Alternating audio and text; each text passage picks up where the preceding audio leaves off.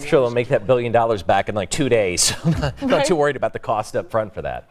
Well, watching the Indy 500, it all came down to really 2 drivers in the end. Oh boy, was it intense. And it was hard to know who would finish first. The reactions from Simon Pagenaud and Alexander Rossi on what this was like. Plus, we're keeping an eye on some of the big stories away from the track. The urgent message for anyone who plans to spend time on the water after several issues this past week.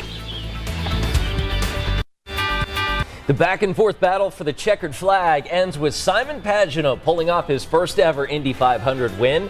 His reaction to being part of the history. Carlos, what's going on?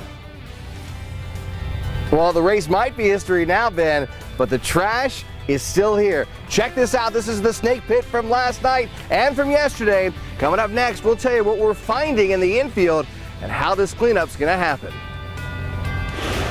And while we dodged the storms in Indy yesterday, some of us not going to be as lucky today. We'll break down your Memorial Day storm risk coming up in your forecast. This is 13 Eyewitness News Sunrise.